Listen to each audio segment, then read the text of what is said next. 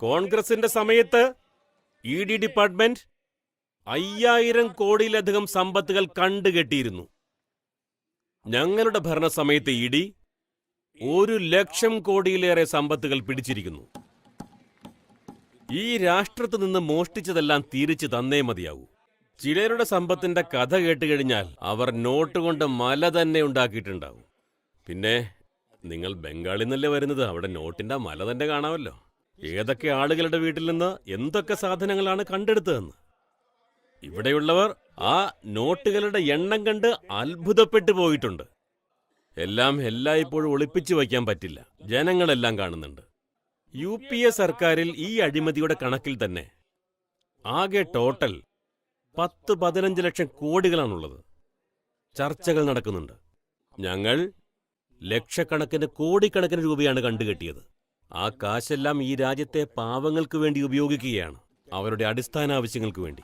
ഇപ്പോഴാണെങ്കിൽ കൊള്ളക്കാർക്ക് പാവങ്ങളെ പറ്റിക്കുന്നതിന് കുറച്ച് ബുദ്ധിമുട്ടുണ്ട്.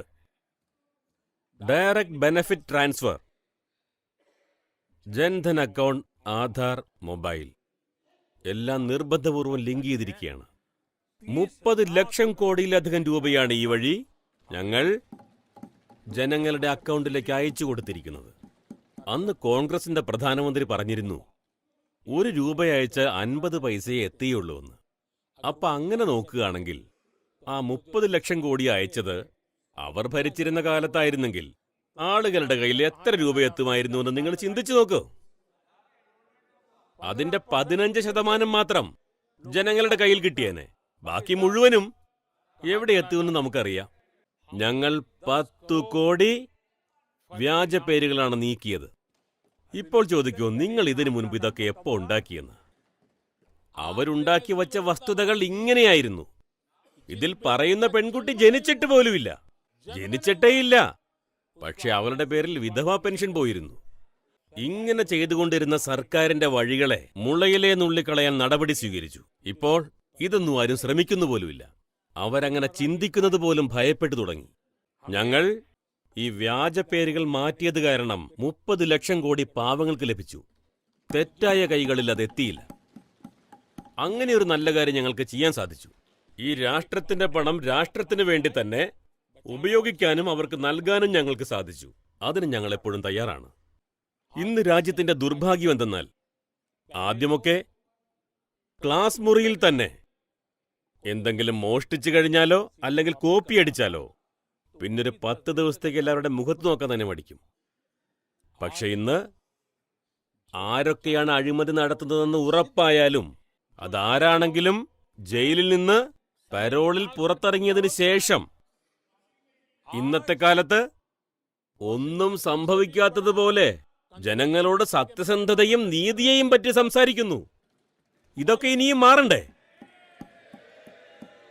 ഈ രാജ്യത്തിന്റെ ഭാവി എങ്ങോട്ടേക്കാണ് പോകുന്നത്? ഈ സ്ഥിതിയൊക്കെ മാറേണ്ട കാലമായി. എനിക്ക് മനസ്സിലാവുന്നത്, ആരുടെ പേരിലാണോ ഈ ആരോപണങ്ങളെല്ലാം മുന്നോട്ട് വരുന്നത് അവർക്കിതൊന്നും ഒരു വലിയ പ്രശ്നമേ അല്ല. അവരെല്ലാം നശിപ്പിക്കുകയാണ്, എല്ലാം തകർത്തെറിയുകയാണ്. ഇങ്ങനെയുള്ളവരെ പറ്റിയാണോ നിങ്ങൾ പുകഴ്ത്തി പറയുന്നത്? ഈ രാജ്യത്തിന്റെ പുതുതലമുറയോട് ഇതാണോ നിങ്ങൾക്ക് പറയാനുള്ളത്? ഇതിലെന്ത് നന്മയാണ് മനസ്സിലാക്കേണ്ടത്? എന്ത് വഴിയാണിത്? ഇതിലൂടെ എന്താണ് നിങ്ങൾ കാണിച്ചു കൊടുക്കുന്നത്? ഇങ്ങനെയുള്ളവരെ കുറിച്ചാണോ പുകഴ്ത്തി സംസാരിക്കുന്നത്? ഇവരെയാണോ മഹാന്മാരാക്കാൻ നോക്കുന്നത്? ബഹുമാന അധ്യക്ഷൻ, ഇങ്ങനെയുള്ള കള്ളത്തരങ്ങൾ ഒരുപാട് കാലം മുന്നോട്ട് പോകില്ല. ഇവര് വേണമെങ്കിൽ എഴുതി വെക്കട്ടെ. ആരെ പറ്റിയാണ് ഇവര് മഹത്വം പാടി പറഞ്ഞു നടക്കുന്നത്? അവരുടെ കയ്യിൽ നിന്ന് പൈസ വാങ്ങിയിട്ടാണ് ഇവരെല്ലാം ഇത് പറഞ്ഞു നടക്കുന്നത്. അത് ഞങ്ങൾക്കറിയാം. ബഹുമാനപ്പെട്ട സഭാധ്യക്ഷൻ, കണ്ടുപിടിക്കേണ്ടത് അത് ഏജൻസികളുടെ മാത്രം ജോലിയാണ്. ഏജൻസികൾക്ക് സ്വാതന്ത്ര്യമുണ്ടായിരിക്കും. ദേശത്തിലെ എല്ലാ നിയമങ്ങളും അവർക്ക് അനുകൂലമായിരിക്കും. മാത്രമല്ല, ജഡ്ജ് ചെയ്യേണ്ട ജോലി സഭാധ്യക്ഷന്റേത് മാത്രമാണ്. ജഡ്ജ് ചെയ്യേണ്ടത് സഭാധ്യക്ഷൻ തന്നെയാണ്. അത് അദ്ദേഹം നന്നായി ചെയ്യുന്നുമുണ്ട്. ഈ പവിത്രമായ സഭയിൽ ഞാൻ ഇനിയും ഇരിക്കാൻ ആഗ്രഹിക്കുന്നുണ്ട്. ആർക്കൊക്കെയാണോ എന്നെ പുച്ഛിക്കേണ്ടത് അവർ പുച്ഛിക്കട്ടെ. എന്റെ യുദ്ധം അഴിമതിക്കെതിരെയാണ്, അത് തുടർന്നുകൊണ്ടേയിരിക്കും. ആരൊക്കെയാണോ ഈ രാജ്യത്തെ കൊള്ളയടിച്ചത് അവരത് തിരിച്ചു തന്നേ മതിയാകൂ. എന്താണോ ഇവിടെ നിന്ന് കൊണ്ടുപോയത് അത് തിരികെ തന്നിരിക്കണം. ഞാൻ എന്റെ രാജ്യത്തെ പവിത്രമായി കണ്ട് സേവ ചെയ്യാൻ ആഗ്രഹിക്കുന്നു. അത് തന്നെ ചെയ്യും. ആരാണോ ആരോപണം നടത്തുന്നത് നടത്തട്ടെ. എന്നാൽ രാജ്യത്തു നിന്ന് മോഷ്ടിച്ചത് ആരായാലും മോഷ്ടിച്ചു കൊണ്ടുപോയത് തിരികെ തന്നിരിക്കണം.